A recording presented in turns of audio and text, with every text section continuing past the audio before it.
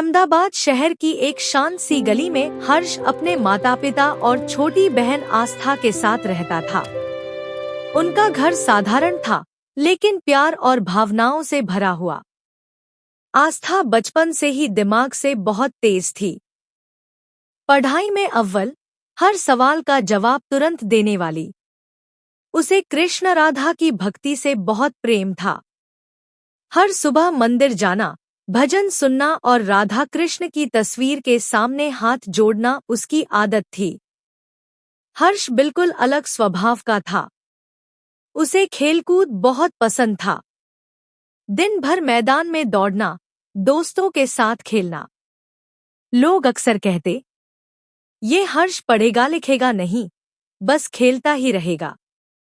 लेकिन कोई नहीं जानता था कि हर्ष का दिल कितना साफ और दयालु है। किसी को चोट लग जाए तो सबसे पहले हर्ष ही मदद के लिए आगे आता।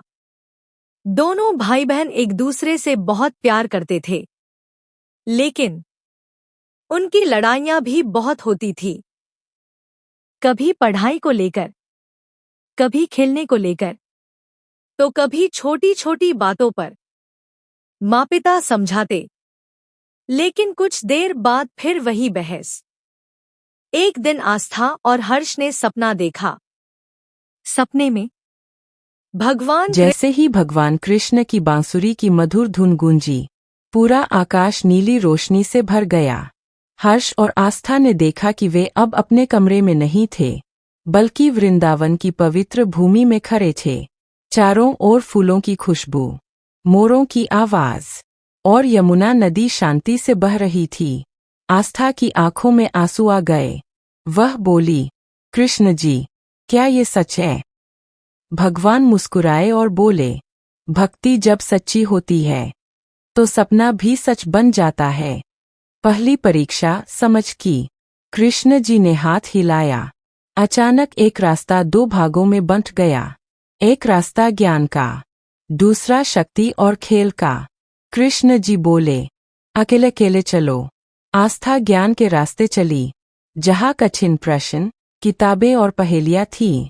वह आगे तो बढ़ रही थी, पर थकने लगी। हर्ष खेल और शक्ति के रास्ते गया। ऊंची छलांग, दौड़, बाधाएं थीं। वह आगे तो बढ़ा, पर रास्ता बहुत खतरनाक था। कुछ देर बाद दोनों रास्ते बंद हो गए। दूसरी परीक्षा। तभी कृष्ण जी की आवाज आई, अब एक साथ चलो। हर्ष ने आस्था को हाथ दिया। आस्था ने अपनी बुद्धि से रास्ता बताया। हर्ष ने अपनी ताकत से बाधाएं हटाईं, और देखते ही देखते रास्ता खुल गया। तीसरी परीक्षा। आगे एक दीपक जल रहा था, लेकिन हवा बहुत तेज थी। कृष्ण जी बोले, इस दीपक को बुझने मत देना। आस्था ने अपने आंचल से दीपक झका। हर्ष ने अपने शरीर से हवा रोकी। दीपक जलता रहा। तभी आकाश से पुष्पों की वर्षा हुई। भगवान का अंतिम संदेश। कृष्ण जी बोले, आस्था, केवल बुद्धि काफी नहीं। हर्ष, केवल शक्ति काफी नहीं। जब बुद्धि और दया, ज्ञान और खेल साथ चलते हैं, तभी जीवन सफल होता है। उन्होंने दोनों के माथे पर हाथ रखा। तेज प्रकाश हुआ। सुबह की सच्चाई। हर्ष और आस्था की आंख खुली। वे अपने कमरे में थे, लेकिन कमरे में मोरपंख पड़ा था। दोनों समझ गए, यह सपना नहीं था। उस दिन के बाद जब भी लड़ाई होने लगती, दोनों उस मोरपंख को देख लेते और मुस्कुरा देते।